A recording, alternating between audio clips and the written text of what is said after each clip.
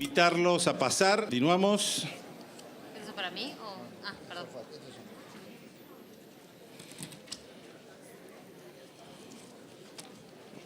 Hacemos entonces el último bloque de Sergio Rufail y Daniela, que van a estar ahora contestando las preguntas, así que cuando quieran, largamos. Bueno. La primera aclaración, que esta fue una omisión de mi parte, cuando hablamos de la aplicación de ganancias web de personas humanas, lo más importante era justamente que iba a tomar los datos del año anterior para que no lo tengan que cargar.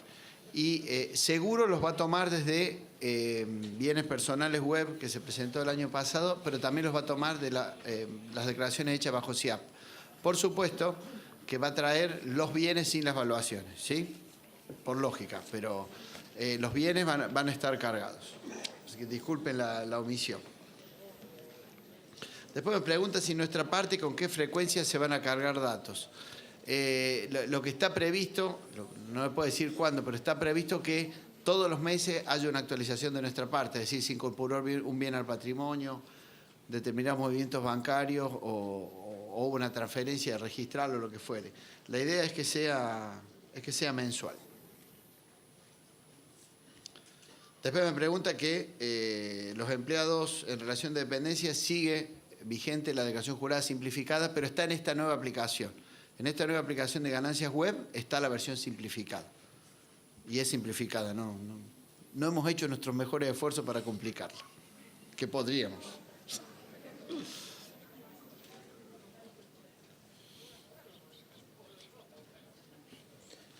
No, me están preguntando si hasta que salga la versión web de ganancias se puede utilizar la de SIAP para el periodo 2017. Lamentablemente no. Yo sé que algunos de ustedes han querido exteriorizar un saldo a favor para poder utilizarlo, pero el SIAP para el 2017 se discontinuó. Bueno, de la carga de datos lo comentamos. Alguien hace una sugerencia respecto a la presentación de multinota a través de un servicio web, que tienen razón, lo vamos a llevar. Y la presentación y revocación de autorización a través de un servicio web también lo vamos a llevar. Muchas gracias. ¿Tenemos ahí alguna? Estamos en la reglamentación. Tanto para ¿Comentarlo? ¿Sí? Perdón, Buen día. Una de las consultas se refiere a la reforma de monotributo en relación a los condominios y a las sociedades de hecho. En relación a los condominios, al decreto, al decir que tiene el tratamiento de sociedades, la consulta es si pueden seguir siendo monotributistas o no. Ya que las sociedades quedan afuera, ¿qué pasaría con los condominios? Eso no está definido en la ley, con lo cual habría que esperar la reglamentación a ver si los condominios, al tener este tratamiento, quedarían también afuera o, al no ser una sociedad, por más que se les dé tratamiento, se van a mantener en el régimen. Y la otra consulta es si la inscripción de las sociedades de hecho va a ser de oficio en el régimen general o lo van a tener que hacer directamente los contribuyentes. Bueno, eso también hay que esperar la reglamentación, si es que se va a hacer todo de oficio o lo van a hacer los contribuyentes. Actualmente la pregunta es si lo pueden hacer de manera anticipada. En realidad, de manera anticipada lo pueden hacer yéndose del régimen, como siempre se pudo realizar, digamos, la renuncia al régimen para el pase al régimen de monotributo para el pase al régimen general, y si no, a partir de junio, bueno, esperar a ver si se va a hacer de oficio o no. Pero si se puede hacer de manera anticipada, sí, como siempre, uno se puede ir del monotributo cuando quiere o sea necesario. Y siempre lo vamos a esperar de vuelta. Después me preguntan, ¿por qué no se puede averiguar en las agencias cuando se está por pasar la obligación a boleta de deuda? Bueno, es como avisarle, muchachos, lo vamos a embargar, lo vamos a embargar, lo vamos a embargar. El tema es, si no me equivoco, durante unos días estuvo funcionando una alerta en el portal de Ciudadanos en donde decíamos que ya estaba emitida la boleta de deuda. Lo que tienen que saber sus clientes, digamos, es que una vez iniciado el proceso de intimación y transcurrido el plazo de espera para el cumplimiento, irremediablemente, tiempos más, tiempos menos, serán 10, serán 15, serán 20 días a lo sumo, la boleta de deuda es inexorable. Digamos, el aviso, si bien nosotros tenemos mínimos para emitirlo por una cuestión de racionalidad administrativa, el aviso se lo podemos dar, estimo que así como en un momento estuvo publicado, lo podemos volver a publicar, pero va a volver a caer. Luego me preguntan, en la primera reunión del ciclo del año 2017, me están pasando factura, el doctor Abad nos prometió la desaparición del City Compras y Ventas.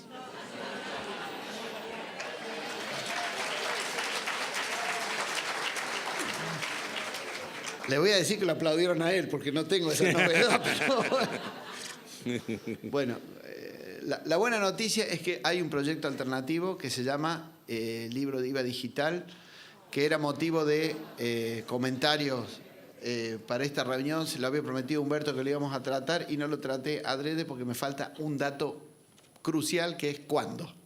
Entonces, ¿para qué le voy a venir a decir ya está? Y después me va a decir en el año 2018, me prometieron. No, pero en el transcurso de este año seguro se va a sustituir el City Compra y Venta por este libro de IVA digital. Va a ser optativo, el que elige por uno, la mecánica va a ser el que elige el libro de IVA digital, que por supuesto va a estar dado por la información de facturación electrónica que nosotros disponemos, no va a estar obligado a la presentación del City. Lo que me comprometo a la semana que viene, comunicarle a Humberto para que él lo pueda socializar, un plazo que dependerá de cuándo va a estar disponible el sistema y va a depender también de cómo lo aplicamos retroactivamente o no. El sistema puede estar disponible en mayo, por decirles algo, y tomar la decisión de que sea retroactivo a enero, dependerá de cómo podemos hacer los sistemas. Sergio, Después, pero ¿por qué no nos explicás en qué consiste el IVA de este digital? es una buena pregunta. Como está en permanente conformación, lo que yo les voy a decir es parcial.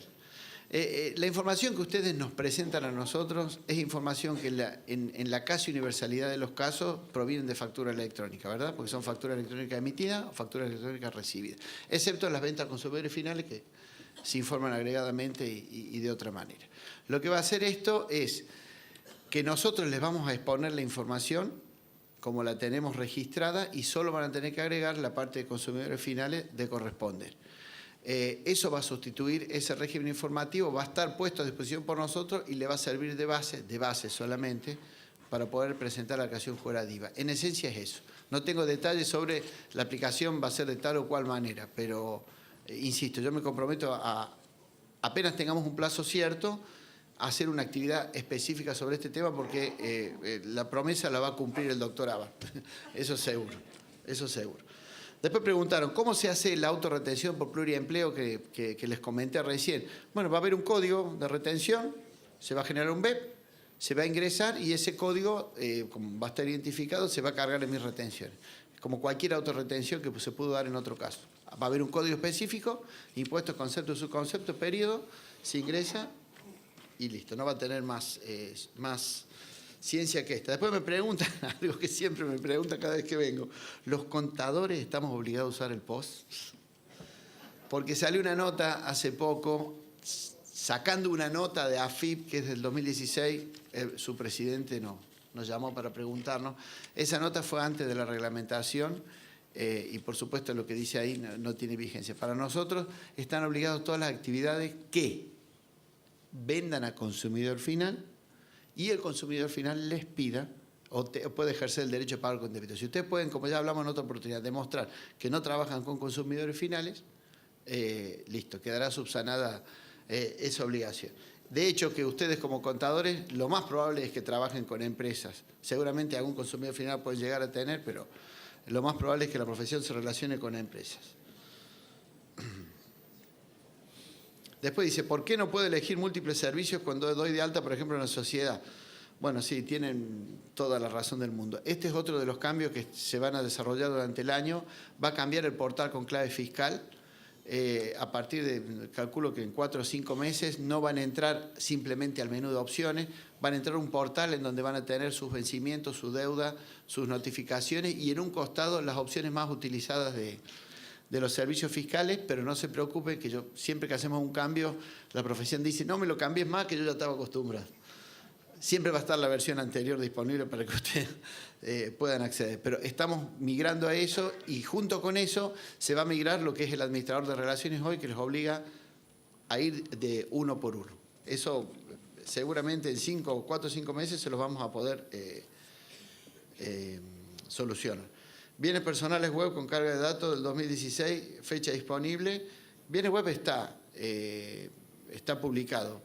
Si encuentran errores en la transmisión de los datos, bueno, o me los hacen llegar y analizamos el caso particular, pero ya está. Lo que va a estar es lo de ganancias, que ganancias, vuelvo a insistir, va a tomar los bienes sin la evaluación de bienes personales o de ganancias de SIAP del año anterior. Y la última aclaración, una cosa que me preguntó Humberto, lo del Airbnb, ¿querés que aclaremos?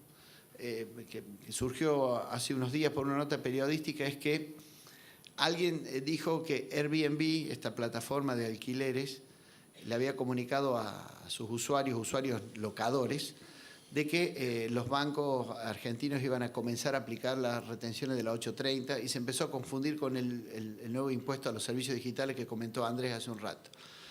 No pasó nada nuevo. Lo que sucedió es que los agentes de retención se dieron cuenta que tenían que retener. ¿Por qué? Si ella tiene un inmueble en alquiler y lo ofrece por la plataforma, es habitualista. Si es habitualista, entra dentro de la lógica de retención del 830 y como Airbnb o cualquiera de estas plataformas le liquida a ella a través de un banco, el banco aclaró, a partir de ahora, en función de su condición inscripta o no inscripta monotributista, le tocará, creo que es el 626, 826, según la condición de inscripto o no. No sucedió nada nuevo, no es el nuevo impuesto. Es ganancias por 830 que los bancos encontraron la habitualidad en el uso de esta plataforma, porque obviamente se comenzó a difundir, es un fenómeno mundial, y bueno, es lógico que aterrice en las generales de la ley. Muy bien. Bueno, muchas gracias, Sergio, gracias, Daniela, por la intervención. Gracias a ustedes. Lo despedimos porque... Gracias. Chao, Juanito. Chao, querido. Chao, Daniela. Chao, querida. Suerte. Bueno, y seguimos. Vamos a pasar ahora a uno de los temas que lo hemos comentado, que tenemos que también tenerlo claro porque es una de las tareas que se nos acercan, el tema del revalúo impositivo. En su momento, ustedes recordarán, el año pasado hicimos un avance sobre lo que era el proyecto, hoy es ley, y entonces vamos a charlar un poquito sobre el tema justamente del revalúo impositivo. Ustedes tienen todo esto que estamos hablando en el material a partir de la página 79 y si bien estamos pendientes por la falta de reglamentación que anunció Andrés que es inminente, está dentro de las prioridades, tenemos que tener en cuenta que este revalúo, que es optativo, está vigente para los ejercicios que cierran a partir del 31 de diciembre del 2017, o sea que en la medida que se haga la reglamentación, el vencimiento es más o menos pronto, con lo cual todo esto hace todo un ejercicio numérico y de consultas que está muy vigente. Obviamente tendrá que tener en cuenta la autoridad de aplicación que estamos frente a un vencimiento de declaraciones juradas individuales que nos genera una cantidad de trabajo importante, con lo cual debiera preverse que el plazo del primer vencimiento, o sea, los ejercicios que cierran el 31 de diciembre, no se superponga con las declaraciones juradas individuales, pues si no vamos a estar en un conflicto de trabajo pesado. Obviamente todo esto, si bien es optativo, requiere analizarlo profundamente porque si bien se genera el pago de un impuesto, como contrapartida hay un incremento, ya sea en los valores de venta o en las amortizaciones, con lo cual hay que hacer números finos para ver si conviene o no conviene.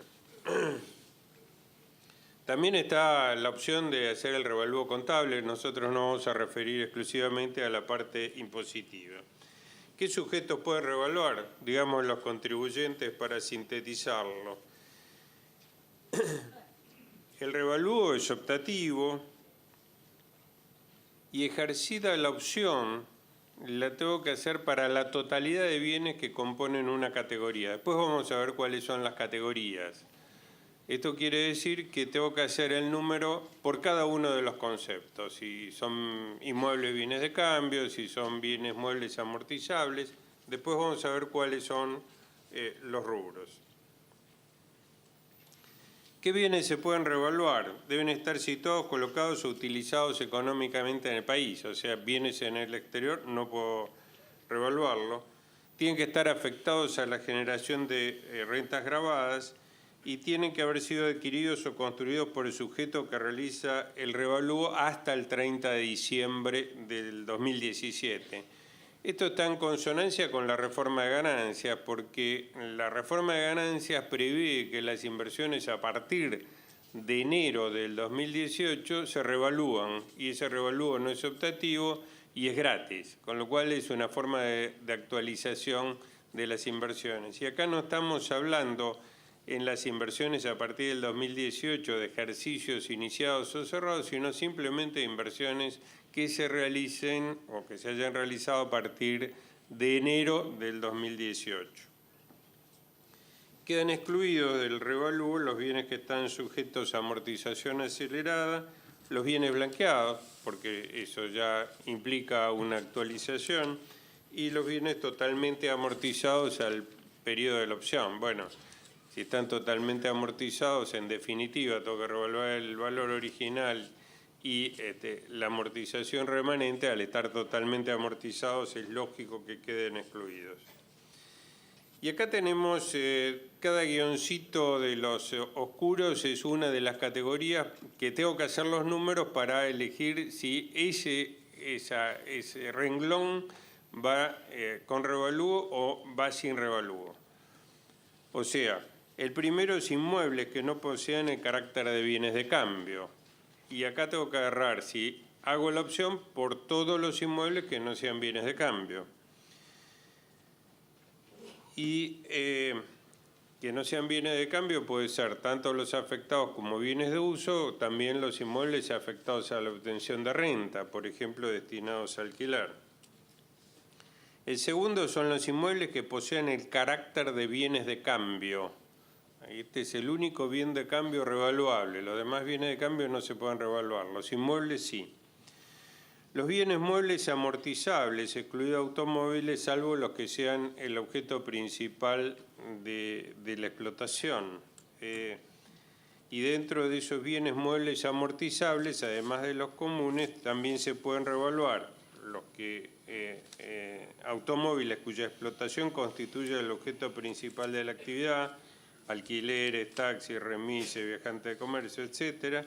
La hacienda amortizable con fines de reproducción, y son amortizables los reproductores machos adquiridos, y en el caso de hembra las puras por cruce y pura de Pedri. Esto quiere decir que la hacienda que está a precio fijo, por más que sea reproductora, esa hacienda no se revalúa, es bienes de cambio, solo los bienes amortizables. También se pueden revaluar las acciones, cuotas y participaciones sociales emitidas por sociedades constituidas en el país, minas, canteras, bosques, etcétera, bienes intangibles y otros bienes que determine la reglamentación.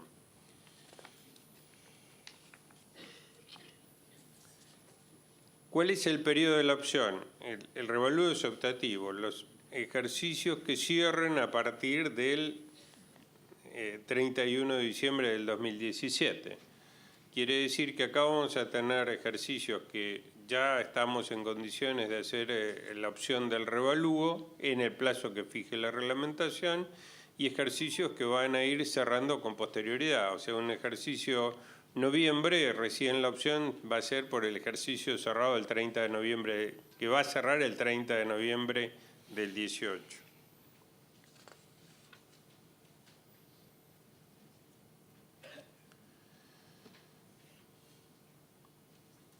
Y acá este revalúo se aparta de los que hemos conocido en otras oportunidades, porque, digamos, revalúo, ahora vamos a ver la mecánica, pero siempre nosotros tuvimos la idea de que por el ajuste por inflación o por los revalúos anteriores y demás, y en definitiva, desde el punto de vista práctico, en ganancias es la actualización de la amortización o cuando eso pudiera tener incidencia en impuestos patrimoniales, el revalúo del valor residual. Con lo cual, el orden de los factores no altera el producto, lo podríamos hacer de una forma o de otra. En este revalúo, la vida útil del revalúo puede ser diferente a la vida útil del bien. ¿Por qué? Si los bienes que voy a revaluar tienen una vida útil remanente inferior a 5 años, la amortización del revalúo no puede ser de menos de 5 años. con lo cual voy a tener que llevar, por una parte, la amortización ordinaria del bien mueble y, por otra parte, la amortización del revalúo de ese bien. Supongamos que le queda una vida útil remanente a un bien mueble amortizable de 3 años, la amortización ordinaria va en 3 años y el revalúo de ese bien remanente lo voy a tener que amortizar en 5 años.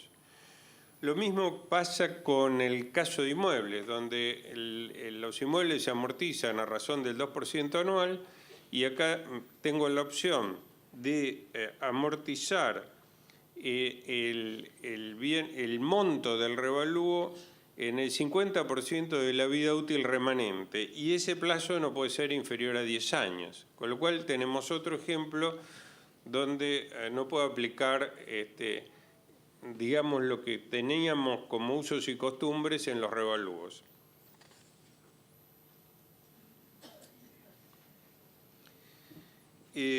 Más allá de la discriminación en la posibilidad de la amortización, el revalúo es, digamos, el esquema clásico. Acá se revalúa el valor original multiplicando por un índice de actualización y eso es el costo actualizado. A ese importe actualizado se le restan las amortizaciones y queda el valor residual que se va a amortizar en el resto de vida útil con las excepciones que les comenté. Y ese monto del revalúo va a estar sujeto a un impuesto especial. O sea, tengo que optar por hacer o no el revalúo, pero si opto sobre el monto del revalúo, tengo que pagar impuestos. Hay una tabla de actualización. Esa tabla de actualización que figura en la ley es para los ejercicios 31 de diciembre. Los ejercicios que cierren con posterioridad necesitan una readecuación de esa tabla, que es una tarea de la AFIP. Ustedes acá en el material tienen la tabla para los cierres 31 de diciembre. También la ley da la posibilidad de realizar un revalúo por evaluador independiente con base a la estimación que realice ese evaluador, que debe ser un profesional con título habilitante en la incumbencia que corresponda según los bienes que se traten. Y en esto puede tener importancia sobre todo en algún tipo de bienes, sobre todo inmuebles, inmuebles que puedan ser carácter de bienes de cambio, que están próximos a una venta, entonces hay que hacer todos los números finos para ver si conviene o no hacer el revalúo, y acá está la opción de un evaluador independiente.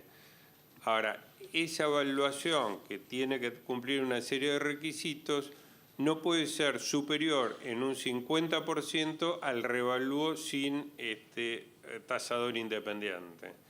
Quiere decir que cuando nosotros estamos en inmuebles que tienen cierta antigüedad, es probable que los índices no reflejen adecuadamente la actualización del costo y además ese tasador nos podrá subir la evaluación, pero no más de un 50% de lo que daría el revalúo sin ese tasador. En fin, números más para hacer. Esta posibilidad de este evaluador independiente no es aplicable a todos los rubros que estuvimos viendo, o sea, no es aplicable, por ejemplo, para el revalúo de acciones o participaciones sociales, tampoco es aplicable a bienes de cambio, sí es aplicable, o sea, a inmuebles que revistan el carácter de bienes de cambio, sí es aplicable a los inmuebles que no pasean el carácter de bienes de cambio, a bienes muebles amortizables, etc.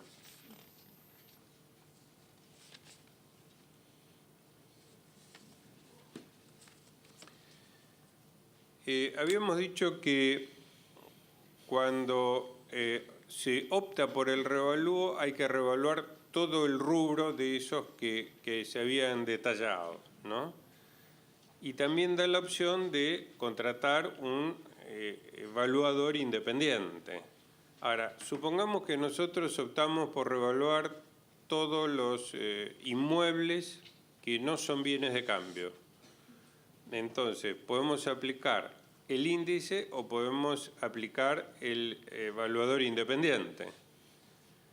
Yo opto por hacer el revalúo. ¿Estoy obligado a aplicar en todos un sistema o el otro? O sea, índice o evaluador independiente. No está dicho. Entonces, la reglamentación debiera contemplarlo. Pareciera que lo que estoy obligado es a optar por el revalúo, pero no a aplicar en todos los inmuebles que no revisten el carácter de bienes de uso el tasador independiente. Pero bueno, son de las dudas que están pendientes. ¿Cuánto es el impuesto que tengo que pagar para este revalúo impositivo por única vez? Para los inmuebles que no posean el carácter de bienes de cambio, 8%. Para los inmuebles que sean bienes de cambio, 15%. Por ahí parece un poco alto el 15%, pero está vinculado esta tasa a que me permiten venderlo en forma inmediata, posterior al revalúo, y entonces eso no tiene ninguna reducción en el caso de bienes de cambio, que sí vamos a ver en los demás. Entonces estoy comparando 15% que me cuesta el revalúo versus 30%, que es la tasa vigente para el 2018, o para los 2 ejercicios que se inician a partir del 1 de enero del 18, o 25% en el ejercicio posterior. En acciones y participaciones sociales es 5% para personas humanas. ¿Por qué 5? Y bueno, porque las personas humanas pagan el 15% y no la tasa de corporaciones. Y acciones y cuotas y participaciones sociales de empresas o sociedades del 10%, y ahí comparamos con la alícuota. Acá las cuentas no dan muy bien porque sí aplica la reducción si lo vendo rápido, con lo cual la alícuota me parece que es un poco alta para hacer esta opción. Y el resto de los bienes, fundamentalmente los bienes muebles amortizables, bueno, están intangibles, minas, canteras, bosques, etcétera, 10%. Definición de inmueble. Yo creo que es importante porque, digamos, uno se imagina que el inmueble es un terreno o es un edificio. Bueno, la definición de inmueble es un poco más abarcativa. Tenemos que hacer la distinción entre la definición del viejo Código Civil y el Código Civil y Comercial vigente. Y en el Código Civil y Comercial vigente son inmuebles, o sea, los de por su naturaleza los descartamos, lo conocemos todos, pero inmueble por accesión son inmuebles por accesión las cosas muebles que se encuentran inmovilizadas por su adhesión física al suelo con carácter perdurable. En este caso, los muebles forman un todo con el inmueble y no pueden ser objeto de un derecho separado sin la voluntad del propietario. Y acá, en la segunda mención, que es el artículo 226 del Código Civil y Comercial unificado, tenemos la gran diferencia con el Código Civil anterior, que no se consideran inmuebles por accesión las cosas afectadas a la explotación del inmueble o a la actividad del propietario. Si ustedes recuerdan, en las notas que tenía el Código de Vélez, decían que los bienes y utensilios afectados a la explotación revestían el carácter de inmuebles. Eso no existe más en el Código Unificado, son bienes muebles. ¿En qué tiene importancia esto? Bueno, que el alambrado, que tiene una vida útil distinto del edificio, el molino, la aguada, el tinglado, etcétera, revisten el carácter de inmuebles, a pesar de que tienen una vida útil diferente, y por lo tanto les corresponde la alícuota del 8% como bienes inmuebles y no la del 10% como bienes muebles. Y acá es la importancia de decir qué es inmueble o no. Si estamos hablando de un inmueble, no sé, urbano, tenemos el mismo tema con determinadas cosas como pueden ser los equipos de aire acondicionado de instalación fija.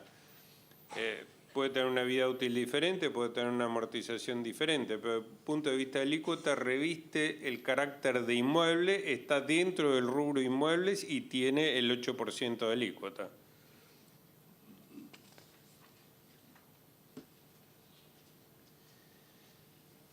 La ley prevé que los bienes que se revalúan, si se enajenan en el primer ejercicio posterior al de la opción, no se puede computar el revalúo en su integridad.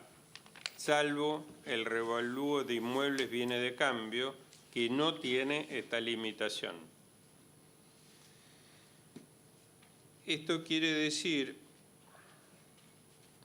que si revalúo un bien y lo vendo en el primer ejercicio siguiente, solo puedo computar del revalúo el 40%. Del valor residual sin actualizar puedo computar el 100%, porque no me modifica la imputación de los costos históricos, sino la imputación del monto del revalúo.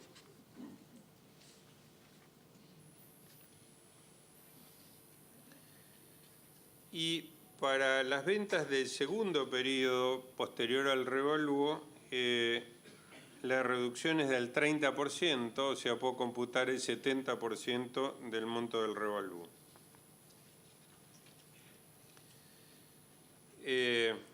Uno de los temas que se viene incorporando en diferentes normativas, pero que también acá está presente en el revalúo, bueno, si ejerzo la opción de hacer el revalúo, implica la renuncia al ajuste por inflación impositivo.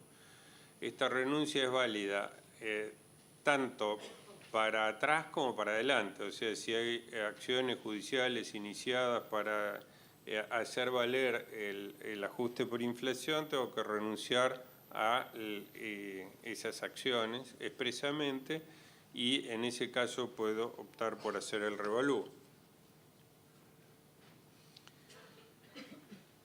El revalúo de este optativo, si opto, me va a generar una mayor amortización desde el punto de vista impositivo, y esa amortización desde el punto de vista impositivo puede ser que contablemente no se ejerza la opción del revalúo, por lo tanto voy a tener una utilidad contable mayor que la impositiva, y esa utilidad puede ser distribuible.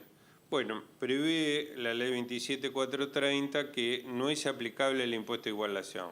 Esto quedó desfasado con la reforma, porque el impuesto de igualación quedó derogado para los resultados de los ejercicios que se inicien a partir del 1 de enero del 18. Y no voy a tener esta consecuencia simultáneamente, porque el impuesto de igualación queda derogado en el primer ejercicio que pueda hacer valer las amortizaciones del revalúo. Pero bueno, son de las tantas cosas que en una reforma tan grande es difícil contemplar, ¿no? Para el impuesto a la ganancia mínima presunta, cada vez de menos trascendencia, por suerte, y con la posibilidad inmediata de su pérdida de vigencia, el importe del revalúo no forma parte del activo a los efectos de la determinación del impuesto a la ganancia mínima presunta. Tampoco se considera a los efectos del prorrateo de gastos. Y acá un tema muy importante en los números que hay que hacer. Y yo diría que es uno de los temas más engorrosos para poder definir entro o no entro en el revalúo. ¿Por qué?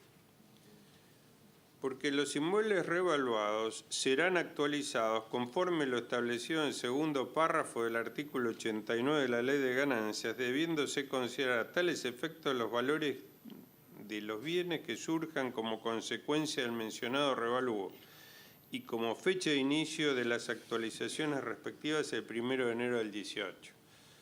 O sea, para los que estábamos acostumbrados a hacer los viejos revalúos, no cambiamos el índice, sino que empezamos a revaluar de nuevo. Por suerte, en matemáticas nos enseñaron que el orden de los factores no altera el producto, con lo cual el Excel manéjenlo como quieran, siempre y cuando le dé el mismo resultado, ¿no? Y esto tiene gran importancia, por eso decía que requiere hacer los cálculos finos, porque ¿qué pasa? Por la ley de ganancias puedo revaluar los bienes que se incorporen a partir de enero del 18. O sea, todas las nuevas adquisiciones llevan revalúo.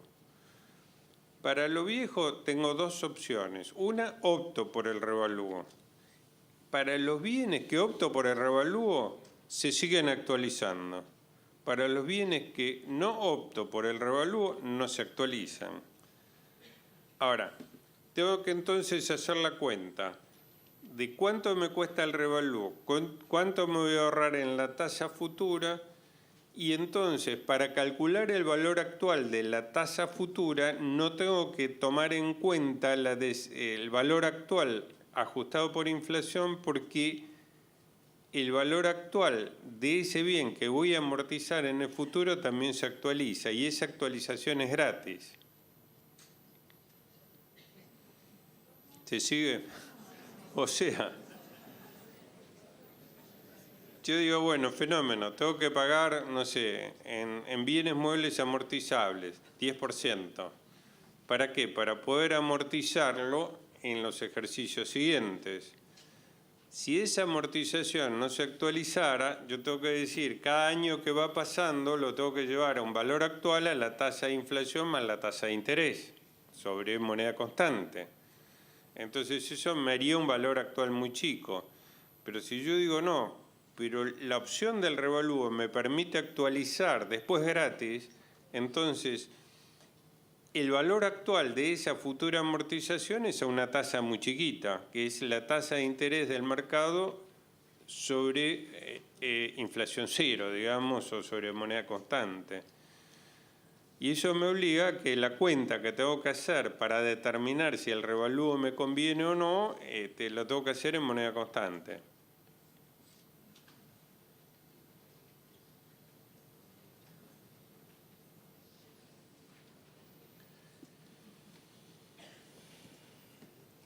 Y hay algunas cosas que complican bastante las cuentas, ¿no? Porque fíjense, si nosotros tenemos que actualizar inmuebles, ¿no? Y esos inmuebles se amortizan en 50 años, la amortización tradicional, pero puedo, de acuerdo a la vida útil, en el 50% de la vida útil remanente, que no puede ser inferior a 10 años. Bueno, pareciera en principio que revaluar inmuebles que tienen una amortización pequeña no es conveniente, excepto que ese bien de uso tenga una probabilidad alta de venderse.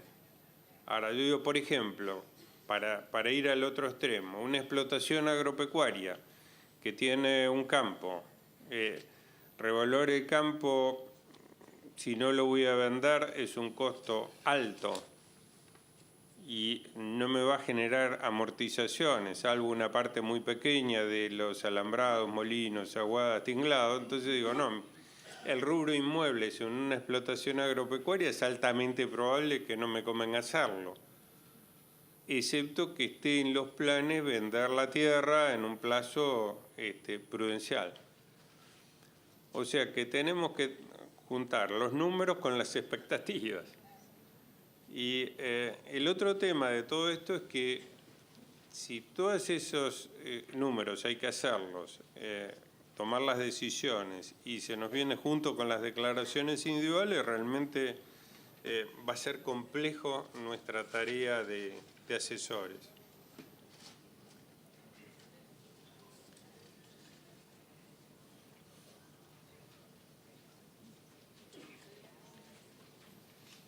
Bueno, por razones de tiempo les dejo más material en el distribuido que más o menos traté en esta apretada síntesis de transmitirles.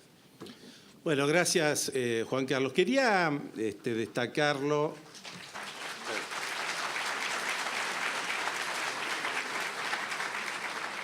Quería destacarlo por si con toda la mañana que tuvimos hoy nos pasa desapercibido. En el material que se les ha entregado, quiero hacer un reconocimiento muy especial a Alberto Dalmacio por la colaboración de algunos temas. Y nosotros acá recurrimos siempre a una política, dado que normalmente los temas que hay nos exceden, pero de otra forma queremos entregarle a ustedes alguna explicación sobre los mismos. Entonces ustedes ya tienen en ese material un adelantamiento del tema de cómo impacta la reforma tributaria en la parte de monotributo, esto ya para poder avanzar con el tema, más allá que hoy no lo dimos. Y un tema muy especial que se genera en el caso de los monotributistas que tienen un inmueble en el exterior que genera una locación y cómo esto impacta el tema del monotributo. Más todos los temas de actualidad impositiva, que son otros temas que hoy no se dieron, esto para ver realmente el universo de temas que tenemos que tener, pero bueno, esto para que ustedes puedan, con la tranquilidad y la reflexión de la Semana Santa, de poder analizarlos. Vamos ahora a analizar otro tema que viene con la reforma. Como dijimos, el tema de la reforma este año nos va a ocupar por las normas legales, por las normas reglamentarias, así que vamos a ir delineando algunos temas que nos parece interesante compartir con ustedes. Y en esta oportunidad hay una partecita de procedimiento fiscal, lo habíamos adelantado, la ley de procedimiento fiscal tiene diversas modificaciones, diríamos muy diversas, diríamos que en la reforma tributaria, ganancias y procedimientos son las dos leyes que se lleva la mayor cantidad de modificaciones. Y ahora vamos a analizar, por supuesto, acabó lo de pájaro, pero vamos a analizar para tener claro por dónde funciona la problemática de lo que son los ilícitos y sanciones, las modificaciones, pero en la ley de procedimiento fiscal. Porque acá sabemos que hay dos temas distintos. Una cosa son los ilícitos y sanciones en la ley de procedimiento y otra cosa es qué pasa con la ley penal tributaria, que no vamos a dar ahora, sino que vamos ahora a circunscribirnos para tener una idea también global de lo que pasa en la ley de procedimiento fiscal.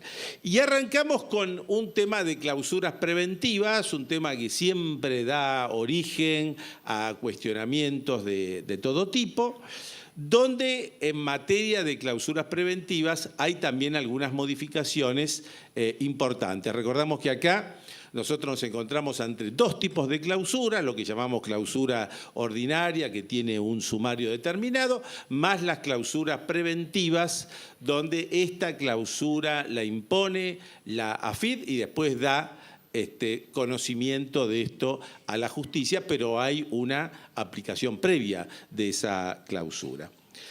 Y en este sentido hay una modificación, porque ustedes recordarán que para que se pueda aplicar una clausura preventiva, se necesita, además de la configuración de los hechos que generan esa clausura, se necesitan antecedentes de ese contribuyente por comisión de la misma infracción.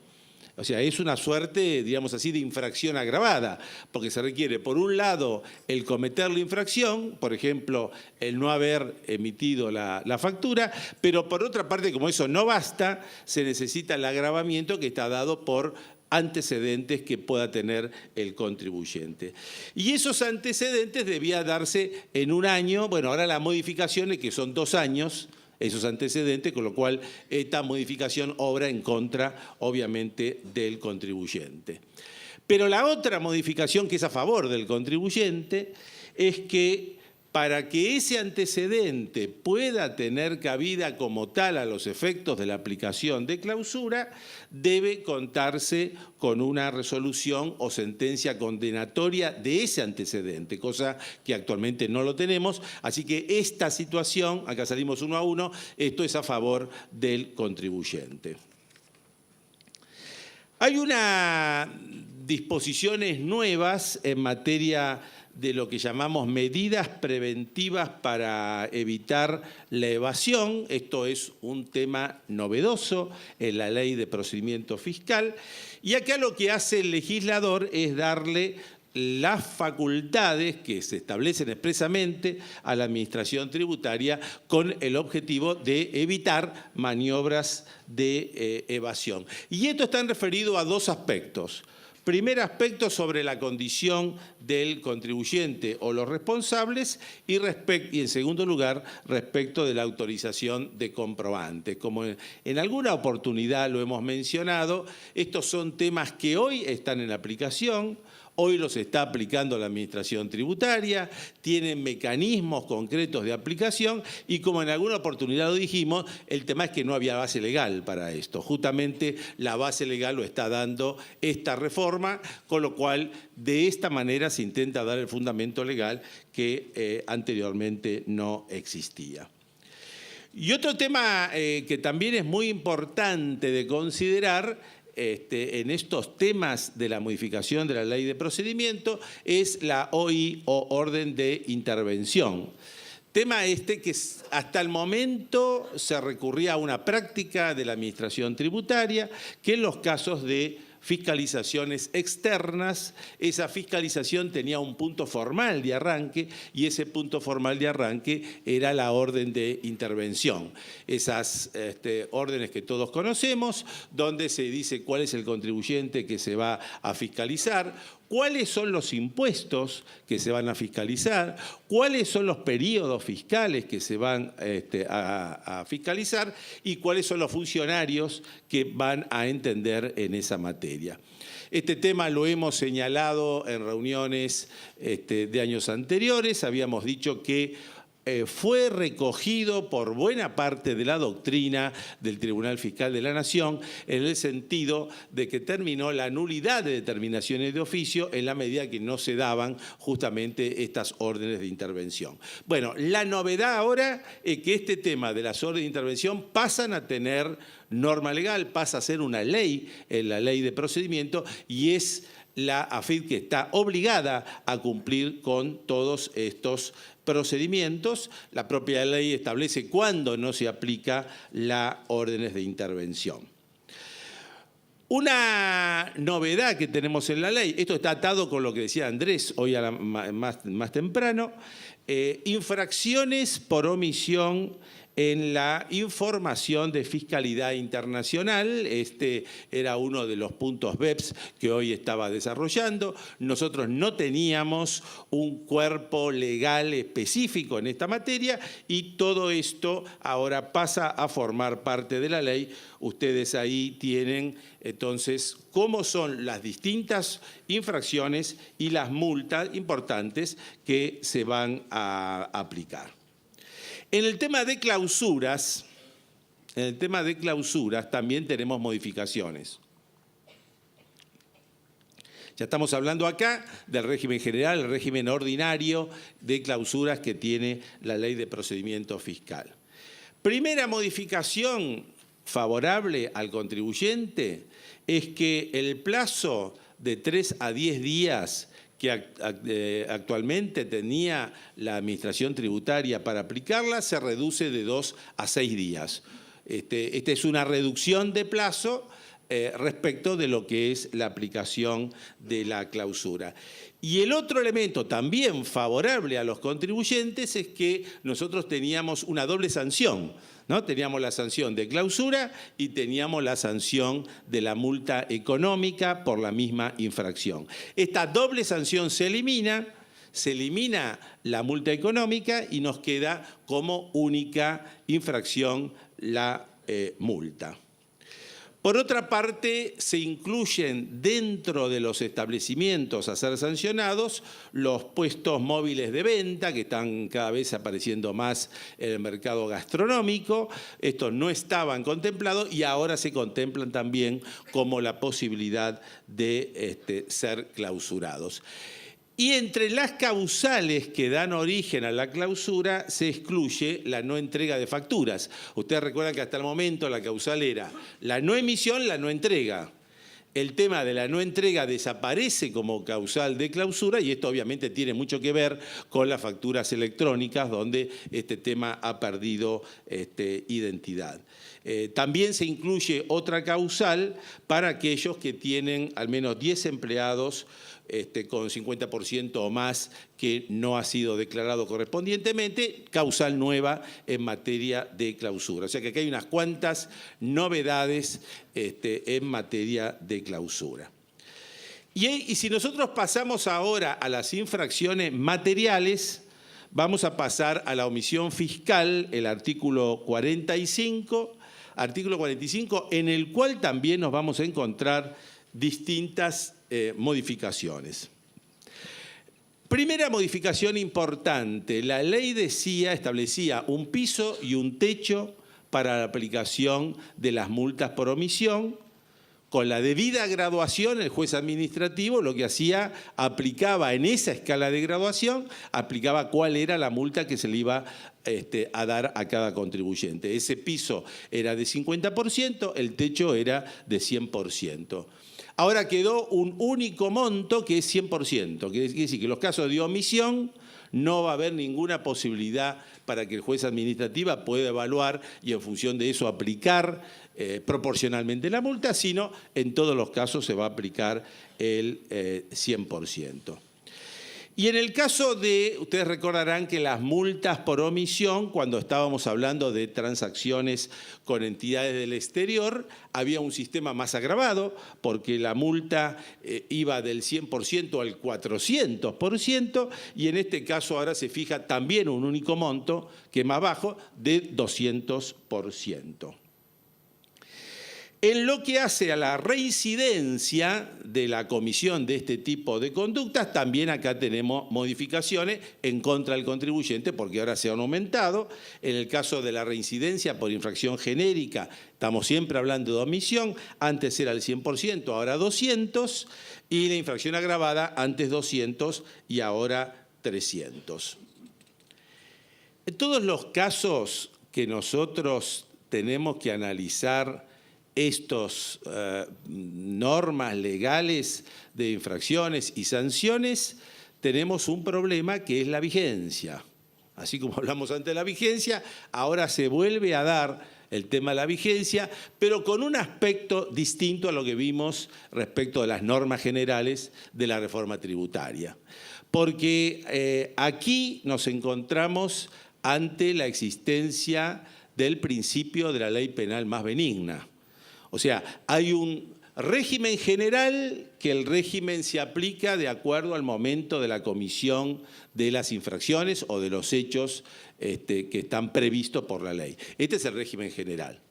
Pero si ese régimen general se cambia con posterioridad a los hechos, y ese régimen modificado resulta más favorable para el contribuyente, acá se aplica el criterio de la ley penal más benigna, y por eso es todo lo que tenemos que analizar de acuerdo con las modificaciones que se incluyen. En este caso de omisión fiscal es un caso donde la situación es más gravosa que la anterior. Entonces, si es más gravosa que la anterior, la ley se va a aplicar respecto de casos anteriores. En materia de defraudación fiscal, artículo 46, la multa teníamos de 2 a 10 veces, 200% a 1000%, esto se reduce de 2 a 6 veces, esto resulta a favor del contribuyente, y como resulta a favor del contribuyente, acá se va a aplicar la ley penal más benigna. Con lo cual, si hay un sumario o una infracción cometido con anterioridad a la ley se modifica y es más benigna, corresponde la aplicación de la nueva ley y no de la ley anterior, porque es en beneficio del contribuyente.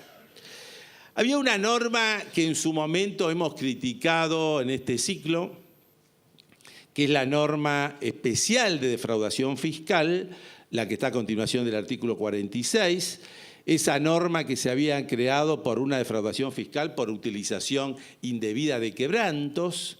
Esta norma en su momento habíamos comentado que no tenía aplicación práctica, efectivamente no se aplicó nunca, y ahora con buen criterio la reforma la deroga.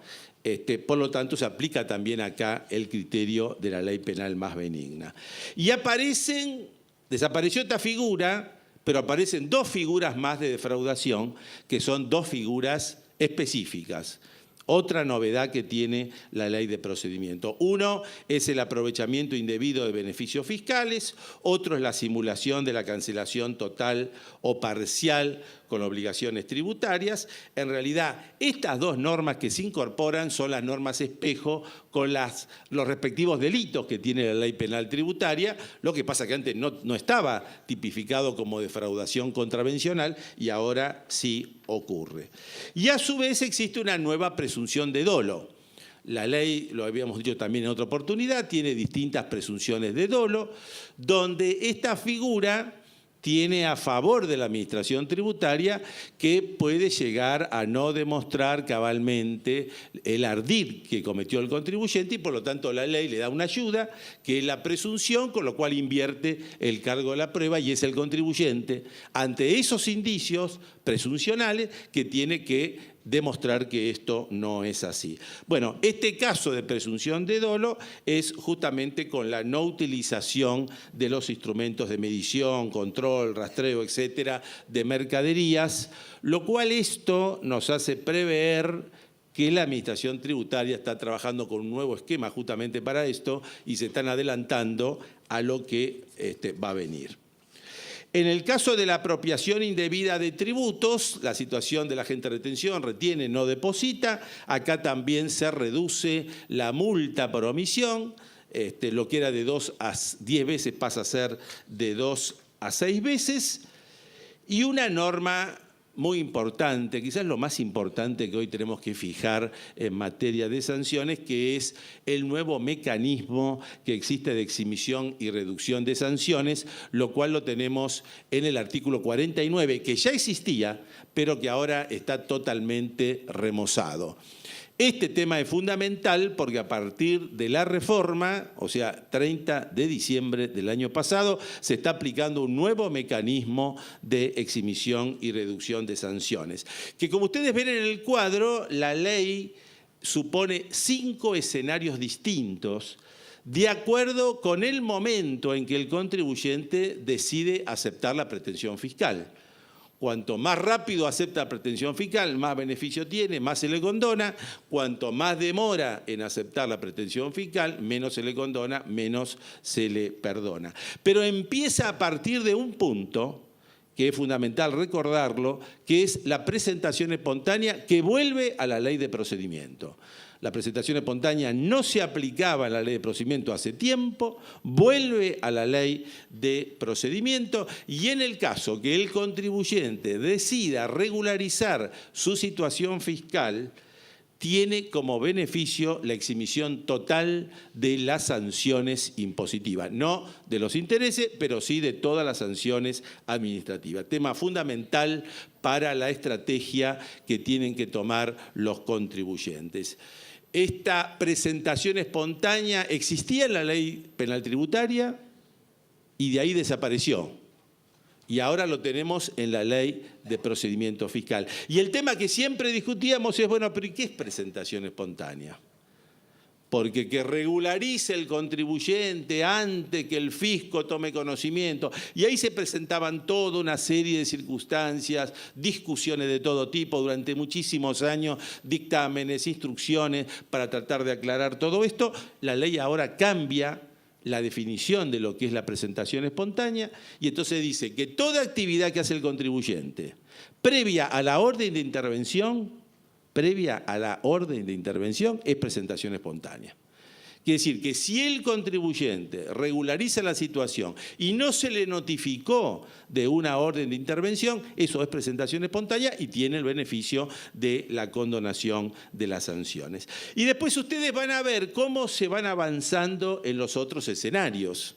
Por ejemplo, en el escenario 2, que sería la regularización entre la orden de intervención, esto sigue como en forma secuencial, ¿no? A partir de la orden de intervención y hasta la vista previa, entonces tiene las reducciones y así hasta llegar a la última etapa, que es la determinación de oficio consentida, o sea que el contribuyente tiene la determinación de oficio, tiene resolución notificada, no va al tribunal a discutirlo, acepta la determinación de oficio y entonces esa es la última de los escenarios posibles como reducción.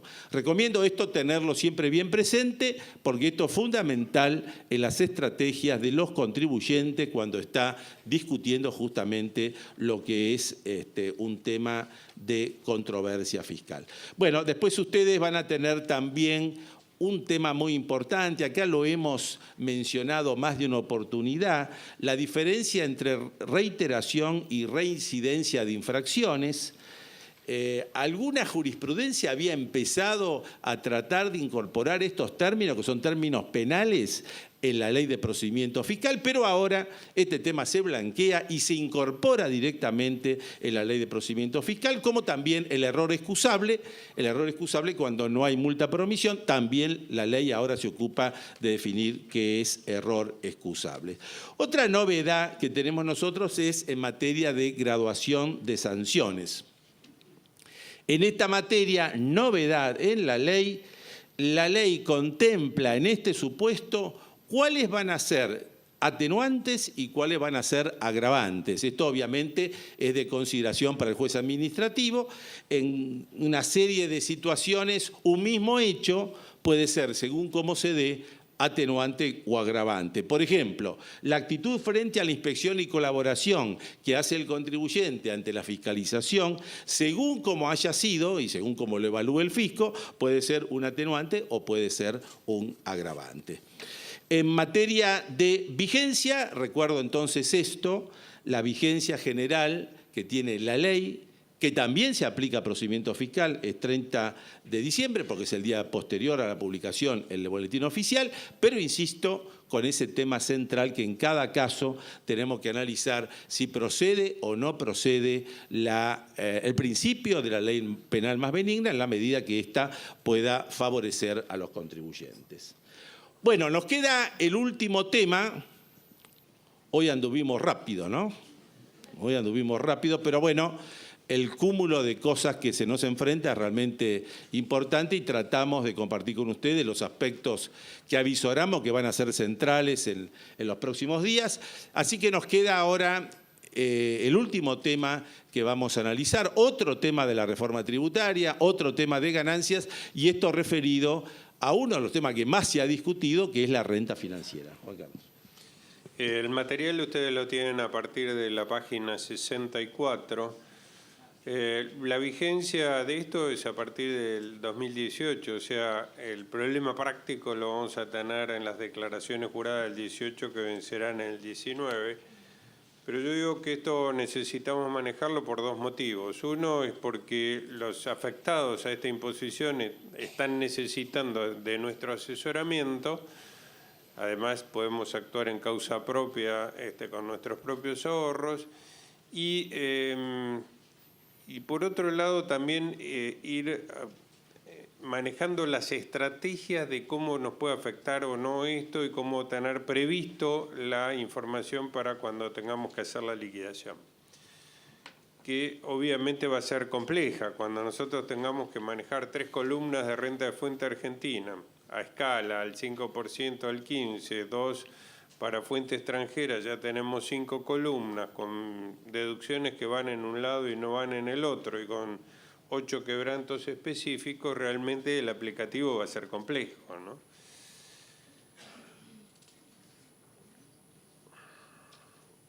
Para ir concretamente, digamos, a la problemática, tenemos que ver si está bien o no gravar la renta pasiva. Yo soy un opositor y por eso quiero perder 3 minutos para decir por qué me opongo a la gravabilidad de la renta pasiva.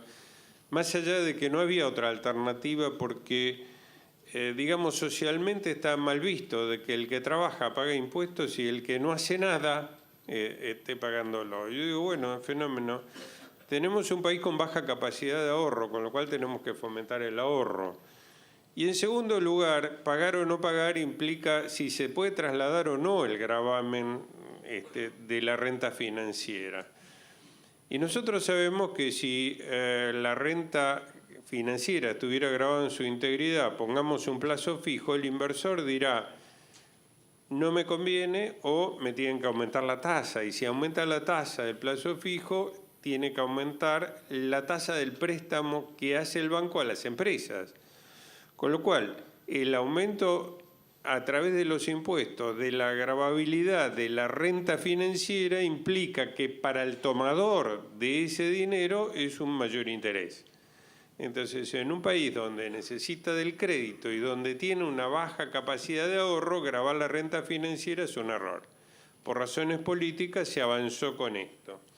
Ahora, fíjense que esto está estudiado desde el punto de vista del principal deudor, que es el Estado.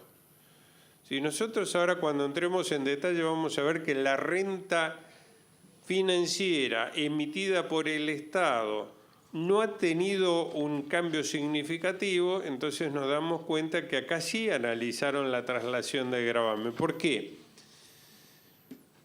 Los títulos públicos tienen 3 sectores de inversión: no residentes, inversiones institucionales y personas humanas. Para títulos públicos emitidos por el país queda exento los no residentes. Ya sacamos un factor importante. Los inversores institucionales, si son empresas, nada ha cambiado. Si son organismos del Estado, ANSES y qué sé yo, tampoco nada ha cambiado. Quiere decir que para lo único que cambió para personas humanas. Trataron de gravarlo y no mucho, con cierto cuidado. Entonces ahí no afecta la traslación al Estado. Entonces, desde ese punto de vista, el principal afectado, deudor, que sería el Estado, no soporta la carga de la traslación. Y yendo a la parte dispositiva, el primer tema es la definición de ganancia. Si bien no es muy importante, sí queda claro que es ganancia e inclusive el agregado de monedas digitales. Y dentro de la renta financiera, lo primero que estamos atacando es el tema de acciones con cotización. Acá no vemos la diferencia de gravarlo o no gravarlo, pero si nosotros tenemos en cuenta que el mercado accionario es muy chiquito, que no es representativo y que la gravabilidad de esto podría traer un achicamiento mayor del mercado de capitales, justificamos la exención. Entonces, siguen estando exentas la compraventa de acciones, valores representativos de acciones. Acá se agrega más precisión terminológica al incluir los certificados de depósito de acciones y se agregan los certificados de depósitos argentinos, los llamados CDR, que son títulos valores vinculados con empresas no argentinas que cotizan en la Bolsa de Comercio de Buenos Aires. Esto inclusive puede llevar a reestructuraciones de carteras donde ciertos papeles que se enajenan fuera de las bolsas argentinas se pueden traer vía CDR y al comercializarse en bolsas locales quedarían exentos del impuesto. Esta exención procede en los siguientes casos. Se trata de una colocación por oferta pública con autorización de la CNB, se realicen a través de bolsas o mercados de valores autorizados por la CNB bajo segmentos que aseguren prioridad precio-tiempo y por interferencia de oferta, tema que debe ser reglamentado por la CNB. Esto quiere decir que quedarían fuera de la exención, aunque se comercialicen en bolsas y mercados, aquellas empresas que pretendan cotizar con un sistema muy cerrado. Yo compro, yo vendo y por qué cotizo no pago impuestos. Entonces tendría que ser, digamos, una cotización en bolsa genuina que asegure un mercado global. Y también quedan exentos cuando sea efectuado a través de oferta pública de adquisición o canje autorizado por la CNB, cosa que no implica una compra-venta por la bolsa, sino una oferta a través de la CNB.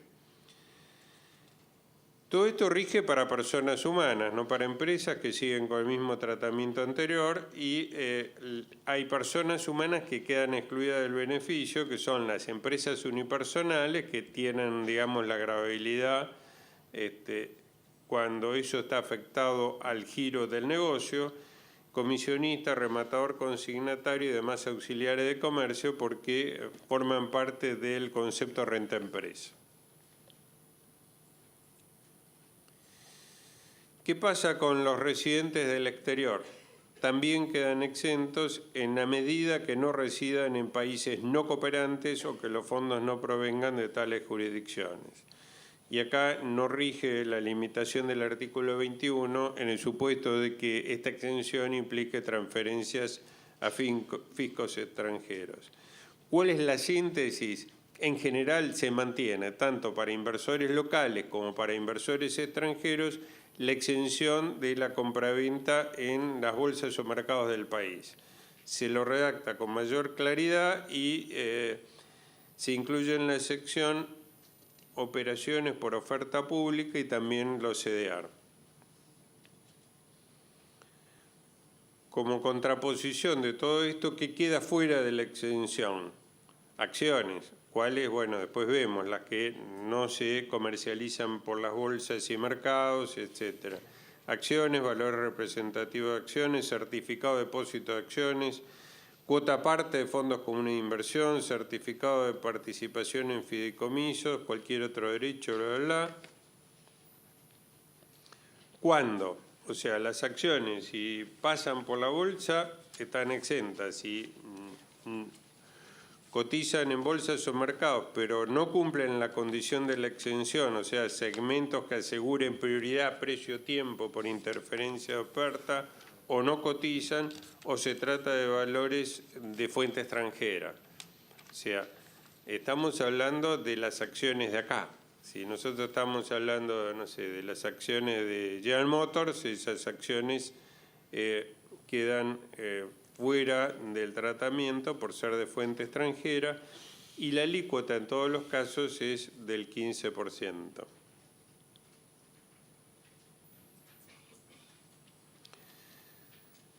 ¿Cómo se determina el costo de las acciones y otras participaciones societarias? El costo se computa actualizado de la fecha de adquisición hasta la fecha de venta. El costo de las acciones liberadas se computará a valor cero. Y esta actualización, o sea, el cómputo de las acciones actualizadas cuando corresponda a su gravabilidad es a partir del 1 de enero del 2018. O sea, inversiones realizadas a partir de esa fecha. Las anteriores habíamos visto al tratar el revalúo que optativamente se pueden revaluar y en el caso de que se haya ejercido la opción de revaluar esas inversiones implica la actualización también para el futuro. Las adquisiciones anteriores al 1 de enero del 18 que no se optó por hacer el revalúo no tienen actualización. Y acá hay un tema importante que venía discutiéndose, cómo se determina la renta. Acá quedó claro en la ley que cuando se estamos tratando de títulos valores en moneda extranjera, se determina el resultado en moneda dura. ¿Por qué? Porque comparo precio de venta contra precio de costo en la moneda de la inversión y después traduzco ese resultado a la cotización de la fecha de venta. Quiere decir que si tengo acciones en dólares, voy a estar calculando la ganancia en dólares y sobre eso aplicando el tipo de cambio a la fecha de la venta. Esto es muy importante. Esto para atrás se discutió bastante con dos interpretaciones, si era moneda dura o moneda blanda, donde en general, digamos, pesaba la interpretación que surgía a través del mensaje que acompañó el proyecto de ley, donde daba lugar a la actualización de valor de costo, o sea, moneda dura.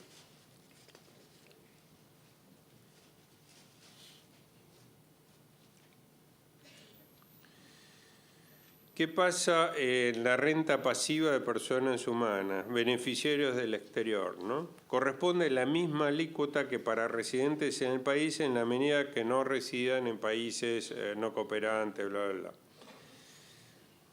Ahora, acá teníamos que esto que estaba grabado también con anterioridad, no se sabía quién lo pagaba y ahí quedó en el limbo la resolución que pretendió la FIP poner en vigencia y luego quedó suspendida su vigencia. Acá, cuando el adquirente no resida en el país, el ingreso del impuesto será realizado por el representante legal residente en la Argentina. O sea, sabemos que desde el punto de vista legal, para poder actuar como representante de un accionista del exterior, se requiere la inscripción en personas jurídicas para el nombramiento de un representante legal. Ese representante legal va a ser el responsable del ingreso del impuesto que antes no existía.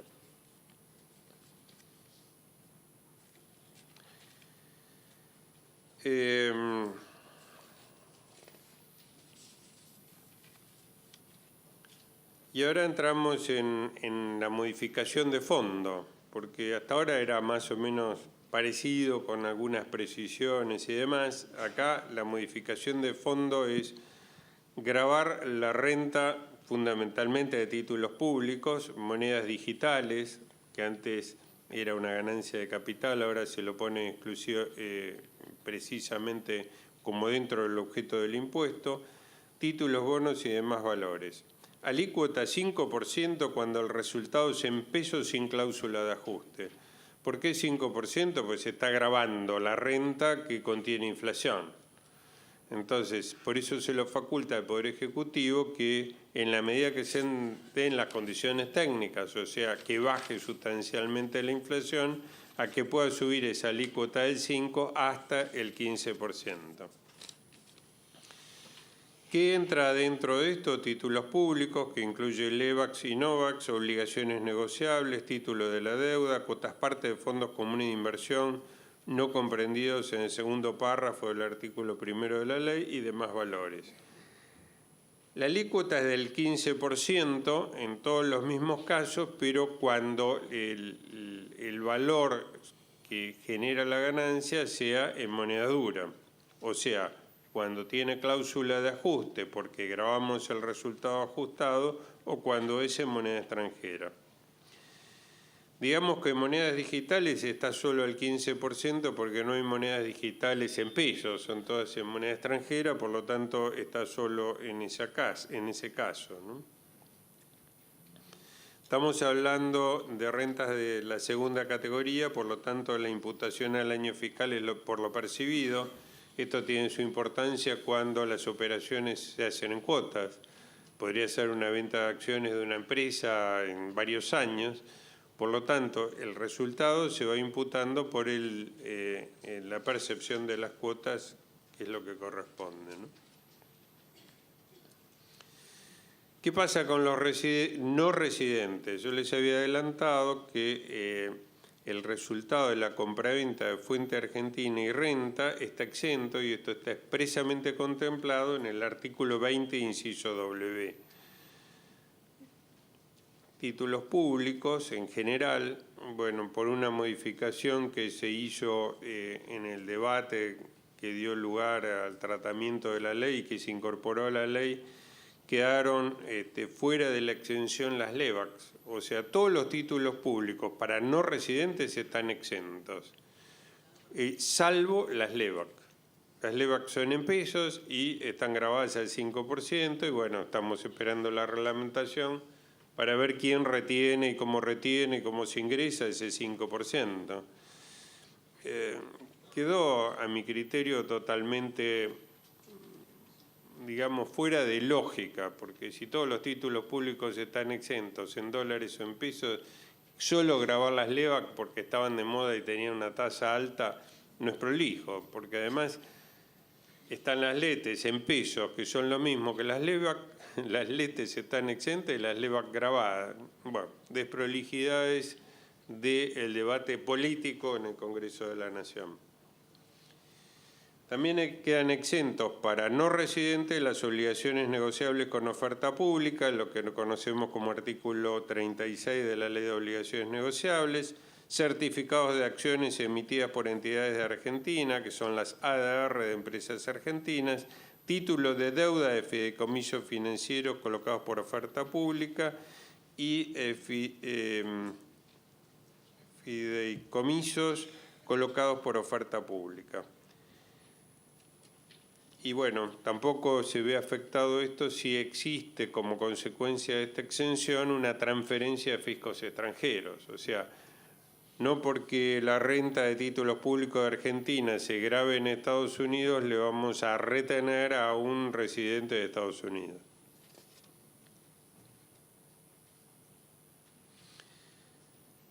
En síntesis, ¿qué pasa con títulos públicos? Se mantiene en general la gravabilidad de la compraventa de títulos valores sin cotización y se agregan los títulos públicos, ON, fideicomisos con cotización, derechos sobre fideicomisos y monedas digitales. 5% para renta en pesos, 15% con cláusula de ajuste. y se mantiene la exención de estas rentas, generalmente de títulos públicos, para no residentes, excepto para las LEVAX. Acá teníamos un tema en el proyecto que se solucionó en la ley, que es qué pasa con la transición, porque tenemos que a partir del 1 de enero del 18 los títulos públicos, para poner el ejemplo más sencillo, pasan a estar grabados. Lo que estaba exento pasa a estar grabado. ¿Qué pasaba si lo había comprado antes, etcétera? Entonces, acá tenemos un principio de solución. Se puede tomar el costo o la cotización al 31 de diciembre del 17, el que sea mayor como punto de largada, como costo de estas inversiones. Esto hace que la utilidad que se podría haber devengado con anterioridad al 31 de diciembre quede fuera de gravamen.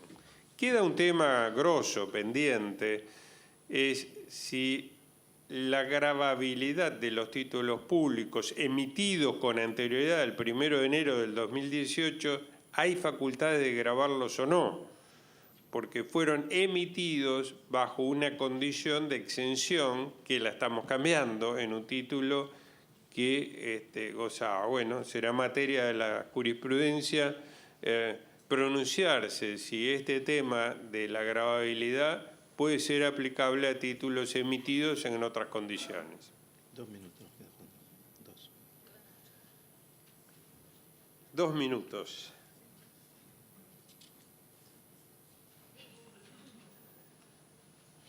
Y esto es importante, lo de la cotización que les decía, porque la cotización de estos títulos valores incluye intereses.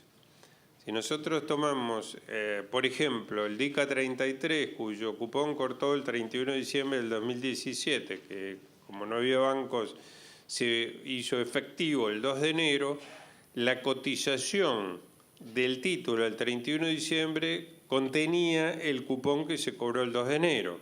Por lo tanto, ese cupón del 2 de enero es interés percibido que no está grabado porque disminuye el costo que estoy tomando al 31 de diciembre del 2017. Y eso, digamos, estoy tomando el ejemplo extremo, pero, digamos, es consecuencia de todo el devengamiento de los intereses que están implícitos en la cotización al 31 de diciembre de los títulos públicos.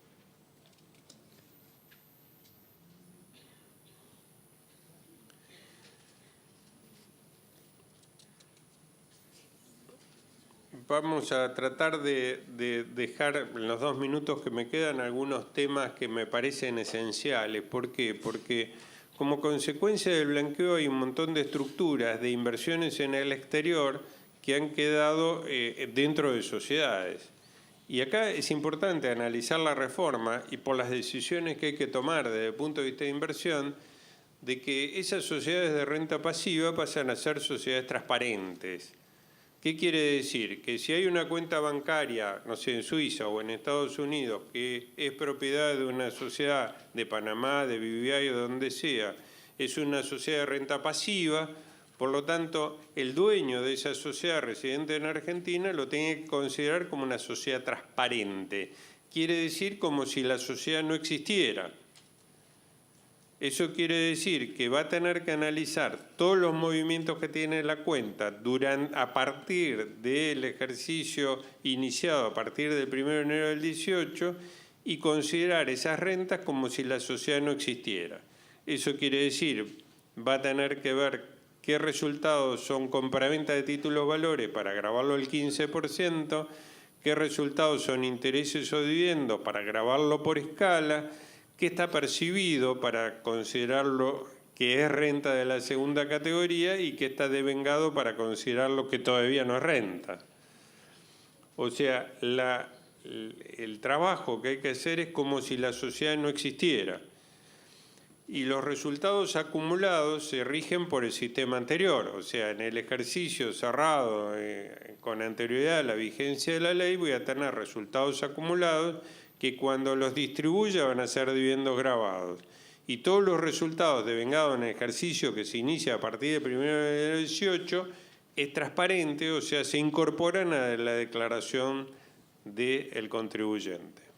Me quedan un montón de temas, esto era para todo el día, pero bueno, hay que comprimirlo. Pero el día se acabó. Gracias Juan Carlos. Como hacemos usualmente, las preguntas que ustedes nos acercaron las vamos a responder por la web, así que ustedes ahí van a tener las respuestas. Y le quiero agradecer a todos ustedes muy profundamente el hecho que nos hayan acompañado hoy. Hoy empezamos nuevamente, empezamos con todo, como ustedes se dieron cuenta. Así que bueno, gracias a todos y hasta la próxima.